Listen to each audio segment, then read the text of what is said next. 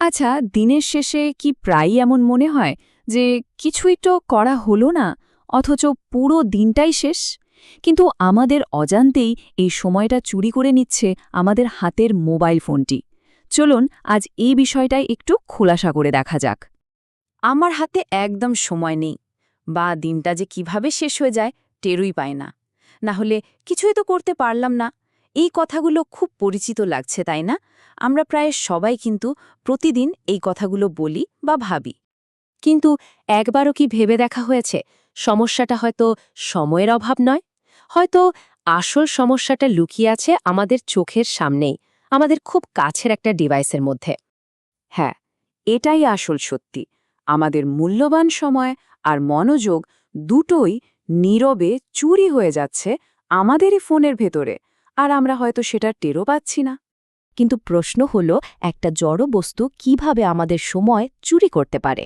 আসলে এর পেছনে রয়েছে তিনটা খুব চালাকির সাথে পাতা ফাঁদ, যা আমাদের অজান্তেই আমাদেরকে নিয়ন্ত্রণ করে। চলুন এই ফাঁদগুলোর সম্পর্কে একটু জেনে নেওয়া যাক।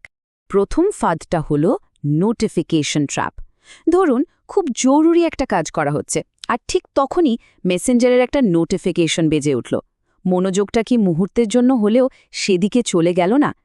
এই ছোট ছোট বাধাগুলোই কিন্তু আমাদের কাজের ফ্লো নষ্ট করে দেয়।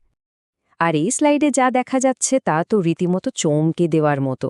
ক্যালিফোর্নিয়া ইউনিভার্সিটির একটা গবেষণা বলছে, মাত্র একটা নোটিফিকেশন আমাদের মনোযোগকে প্রায় ৫ মিনিটের জন্য নষ্ট করে দিতে পারে। ভাবা যায়, দিনে যদি মাত্র ১০টা নোটিফিকেশনও আসে, তাহলে তো প্রায় ১ ঘন্টা সময় নষ্ট। দ্বিতীয় ফাঁদটা হলো এন্ডলেস স্ক্রল।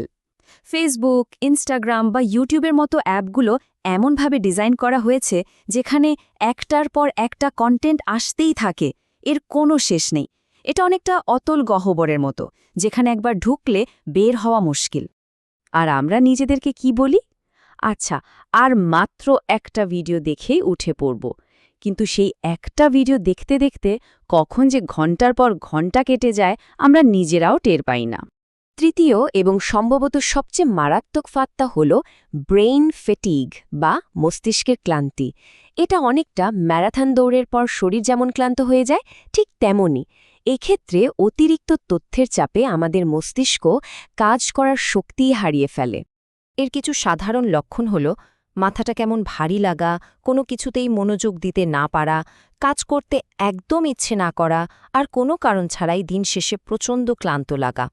এই লক্ষণগুলোর সাথে কি মিল খুঁজে পাওয়া যাচ্ছে? তো এই যে সময় নষ্ট হচ্ছে আর মস্তিষ্ক ক্লান্ত হয়ে পড়ছে, এর আসল পরিণতিটা কি? চলুন দেখি এর ফলে আমাদের জীবনে ঠিক কি কি ক্ষতি হচ্ছে। এর ফল কিন্তু বেশ গুরুতর। আমাদের পড়াশোনা বা অফিসের কাজ পিছিয়ে পড়ে, ঘুমের সমস্যা দেখা দেয়, আমরা আমাদের জীবনের আসল লক্ষ্যগুলোই হয়তো ভুলে যেতে শুরু করি, আর ধীরে ধীরে আমাদের আত্মবিশ্বাসও কমতে থাকে। সুতরাং আসল পয়েন্টটা হলো, আমরা সবকিছুর জন্য সময় নেই বলে সময়কে দোষ দিই, কিন্তু আসল কারণটা হলো আমাদের ফোনের ব্যবহার। সমস্যাটা সময় নয়, সমস্যাটা আমাদের অভ্যাস। তবে চিন্তার কিছু নেই, কারণ কয়েকটি সহজ নিয়ম মেনে চললেই কিন্তু এই ফাঁদ থেকে বেরিয়ে আসা সম্ভব। চলুন জেনে নিই সেই ৩টে নিয়ম, যা আমাদের হাতে সময়ের নিয়ন্ত্রণ ফিরিয়ে দিতে পারে।